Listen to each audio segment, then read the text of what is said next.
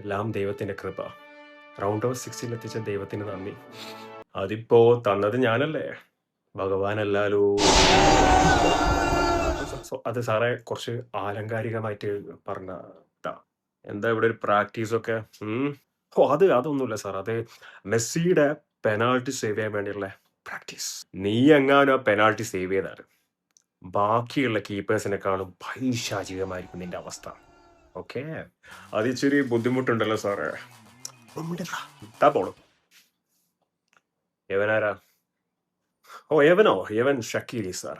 യവന് പാട്ടൊക്കെ പാടി പൈസ കൊടുത്ത് വിട്ടാണല്ലോ കമ്മിറ്റി. പിന്നെന്താ ഇവനിപ്പോ ഇവിടെ? അയ്യോ, അത് ഷക്കീറാ പാട്ടുകാരി. ഇത് ഷക്കീരി. ഇത് ഞങ്ങളുടെ പഴയ പ്ലെയറാ. നല്ല പയ്യനാ സാറേ, കിട്ടില്ല പയ്യന, പാവം. നമ്മുടെ പ്രാക്ടീസിനൊക്കെ സപ്പോർട്ട് ചെയ്യാൻ വേണ്ടി വന്ന ആള് പയ്യൻ.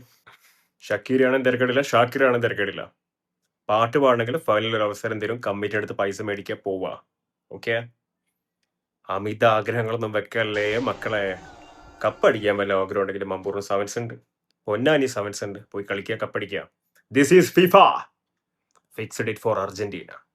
ആ പേരിന് കളങ്കം തട്ടുന്ന വല്ല ഏർപ്പാടിറക്കാൻ ഉദ്ദേശിക്കുന്നുണ്ടെങ്കിൽ മക്കളെ അടുത്ത ക്വാളിഫൈ പോലും കാണിക്കില്ലേ, കേട്ടല്ല.